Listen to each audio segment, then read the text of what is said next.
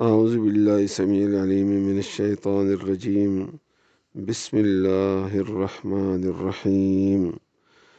رب اشرح لي صدري ويسر لي أمري واحلل عقدة من لساني يفقه قولي. آمين.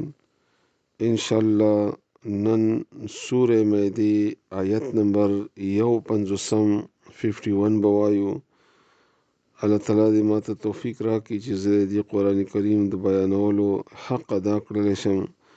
الله دې موږ تاسو ټول په دې قرآن کریم باندې پوه کړي او الله تعالی دې دغه قرآن کریم زموږ د زړونو بهار جوړ کړي او الله دې دا قرآن کریم زموږ د مسایلو او مشکلاتو دنیا او آخرت کې ذریعہ جوړ کړي. آمین.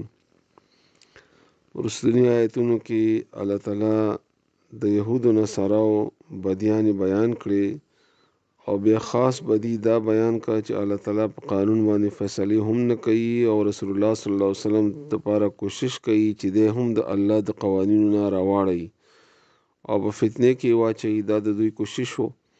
نو دا ډېر لوی غټ ظلم دی چې خپل هم نه مني او بل چاته کوشش هم کوي. دا طغیانی دا طاغوت دی، دا سیدا کار چې څوک کوي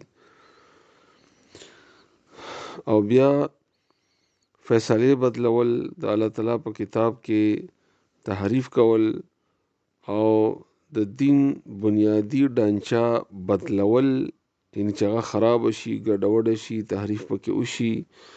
نو دیو جنا الله تعالی اوس مسلمانانو ته خطاب کوي چې یا ایها الذین آمنو، اے مؤمنانو، اے هغو کسانو چې تاسو ایمان راوړی دی، لا تتخذوا منی سی تاسو مجوړوي تاسو الیهود یهودیان والنصارى او عیسایان، یهودی او عیسائی، اولیاء په دوستی باندې مکوئ دوستی دی سره، دا دشمنان دي.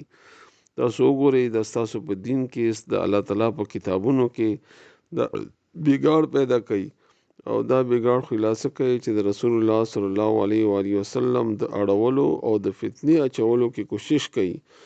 نو چې پیغمبر سره داسې معامله کوي نو تاسو خو ډېر کمزوري یې، نو اسنه چې تاسو خپل دین نه واړی. دا ځکه دا چالاک قوم دی، چالاک خلق دي او دشمنان دي. تاسو په دشمنی باندې ونیسئ. دې سره اړه معامله په دوستۍ باندې او په رازدارۍ باندې مکوئ.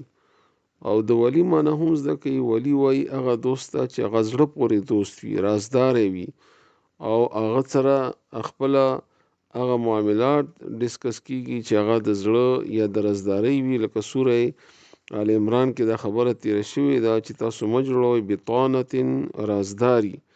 نو هغه ته رازونه ورکول او هغه سرپرست جوړول او هغه سره پټي خبرې کول د مسلمانانو په خلاف باندې، او مسلمانانو سره د هغې په مقابله کې دوستی نه کول او هغې سره دوستی کول، نو دا ناجایز دی. الله فرمایي چې بعضهم ځنه د دوی نه اولیاء او د دوستان دي، بعض د ځنو دی په خپلو کې د یو بل دوستان دي. او خاص کر د مسلمانانو په مقابله کې خدا یو بل سره مینه کوونکي دي او یو موټی دی، یو اتحاد دی. لکه څنګه چې رسول الله صلی الله علیه و آله وسلم فرمایي چې کفر چې کم دی د ملت واحده دی، د مسلمانانو په خلاف باندې. اگر که په خپل منځو کې د دې بشماره مخالفتونه دي او مقابلې دي، خو مسلمان د پاره یو دي. اوس هم حالات هم داسې دي. تاسو ګورئ یهود او نصارا په خپلو کې دشمنیان دي، خو مسلمان د پاره د هر وخت یو وي او مسلمان په مقابله کې د دې اتفاق او اتحاد وي. نو الله تعالی فرمایي چې دې سره تاسو دوستیانه مکوئ، دین تاسو د دشمنانو غني او د دشمنانو غونته معامله ور سره کوي. ومن يتولهم، او څوک چې دوستی کوي دې سره، منکم استاسنا، ان تاسو مسلمانانو نه څوک چې دې سره دوستی کوي، فانه بس بشک اغا منهم د اغای نه ده. دلته دوستی په معنی تاسو ځان پوي کوي خو هغه ولایت ته چې مخکې ما بیا معنا وکړه. یو دوستی نه مراد دلته په دینی معاملاتو کې د اغی رازداری جوړول یا اغی سره د اغی د دین او د مذهب په بنیاد باندې ملګرتیا کول. لکه مثلا صلیب په غاړه کې اچول، د اغی مندرونو ته او د اغی کلیجو ګرجو ته تلل او اغی دین ښه ګڼل او هغې سره د هغې د دین کې ملګرتیا کول او د هغې د دین په پرچار کې تعاون کول، او مسلمانانو سره چې جنگ جګړه وي بیا د یهودو یا د نصاراو ملګرتیا کول، مسلمانان وهل، مسلمانانو کمزوري کول، دا ټول د مسلمانانو اجماع ده چې دا ټول شیونه د کفر دي. الله فرمایي چې فإنه منهم، دا د هغوی نه دی. یو دویم هغه د دوستي چې هغه کاروباري یا دنیوي معاملات دي، لکه دکاندار د شی اخیستل وغیره، یا شی ورکول، یا بین الاقوامي چې کومې قوانین دي یا کاروبارونه دي، نو دا جایز دي، ځکه چې رسول الله صلی الله علیه وسلم یهودیانو سره هم کاروبار کړی دی او عیسایانو سره هم کړی دی او مشرکینو سره هم کړی دی. نو قرآن کریم عملی تشریح خود رسول الله صلی الله علیه وسلم زندگی ده، هغه تاسو کولی شئ ورسره، اگر که دا بهتره نه ده، بهتر مسلمان دی دغه په مقابله کې، ځکه چې هغه ستا ورور دی، ستا عقیدې ورور دی، ستا د ایمان ورور دی، ستا دنیا کې هم ورور دی، ستا آخرت کې هم ورور دی. د یو بل دپاره نقصان دی نه دي، د یو بل حفاظت کوونکي دي د عقیدې او د دین وغیره. خو بهرحال که دنیا کاروبارونه دي، یو علاقه د هغه ځای کې کفر دی، کافر دی او د هغه شیونه دي یا د هغې مارکیټ دی، تجارت دی وغیره، نو بیا کولی شي سړی.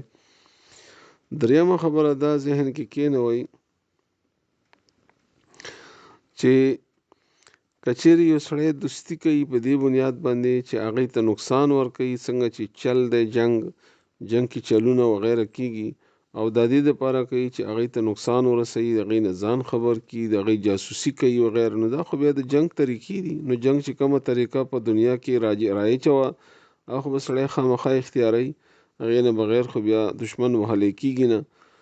نو بهرحال رسول الله صلی الله علیه وسلم فرمایي چې من تشبه بقوم، چا چې یو قوم سره مشابهت اختیار کو، نو هغه به د هغې نه وي. نو دلته خاص خبره دوباره یاد وساتئ چې هغې سره مینه کول، هغې سره په دینی کارونو کې، د هغې مذهبي کارونو کې ملګرتیا او تعاون کول، مسلمانانو خلاف کې ملګرتیا کول، دا ټول کفري قوانین دي، دا کفر دی ټول. وان الله، بشک الله تعالی لا یهدی، هدایت نه کوي القوم الظالمین، ظالم قوم، ځکه دا ظالمان دي. دا مخکې صفتونه تاسو لږ را مخته کړئ، د دې دا بد صفتونه، دا ظالم قوم دی، دوی سره تاسو ولې دوستیانې کوئ؟ دا خو دشمنان دي، دا په دشمنۍ ونیسئ. الله تعالی فرمایي. او د دې باره کې دا ګورې ډېره ګیره خبره ده، خو زما طبیعت ښه نه دی، دې باندې ډېر زیات خبره کیدی شي او تاسو باندې ځان پویم کوي چې الله تعالی حکم کړی دی چې تاسو دوی سره دوستی مه کوئ، او دا هر وخت خپل دشمنان وګڼئ، دې دپاره منصوبه بندیانې وکړئ، د دې کارونو نه ځان خبر کړئ، د دې کوم چې سازشونه کوي د هغې نه ځان خبر کړئ، هغې تدارک وکړئ، هغې ته رکاوټونه جوړ کړئ. نو هغه په دنیا کې امامت به نه وي، بیا د هغې امامت به ستاسو د مسلمانانو وي، بیا لکه څنګه چې اوس دنیا کې امامت د دوی دی، فیصلې د دنیا دپاره د دوی په لاس کې دي. نو موږ سره څه شي دي مسلمانانو سره، سوا د یو جومات نه چې سپیکر پکې ولګوو او چغې ووهو، که خوب ټایم دی او که د بل شي ټایم دی، نو بس دې ته وایي چې علی اسلام غالب کن. اسلام غالب خو دې ته نه وایي، اسلام غالب خود امامت ته وایي چې مسلمانان او اسلام امام فیصله کوونکی وي د دنیا. موږ خو خپل ځان نشو خلاصولی، فیصلې به لا څه وکړو. نو دقسې چې کله انسان کې غیرت پیدا وشي او مسلمانی د ایمانی غیرت، نو دا اصل کې د مسلمانانو ته د ایمانی غیرت هغه توجه ورکول دي. الله تعالی دې موږ تاسو کې پیدا وکړي، الله تعالی دې موږ نه دا د بې غیرتي د زندگی دی الله موږ نه لرې کړي. یا ایها الذین آمنو، اے ایمان والو، لا تتخذوا، مجوړوئ تاسو الیهود، یهودیان، والنصارى او عیسایان، اولیاء، دوستان، منی سي یهودی او عیسائی په دوستۍ، مج کوئ دوی سره دوستیانې، بعضهم زنه د دوینا اولیاء او دوستان دي، بعض د زنو، دی په خپلو کې یو بل سره دوستان دي، او خاص کر د مسلمانانو په مقابله کې. ومن یتولهم، او څوک چې دوستی کوي دی سره، منکم، تاسو کې، یعنی تاسو نه مسلمانانو نه څوک چې دی سره دوستی کوي، فإنه، بس بشک آغا، منهم د دی نه دی. ان الله، بشک الله تعالی، لا یهدی، هدایت نه کوي، القوم الظالمین، قوم ظالمانو ته.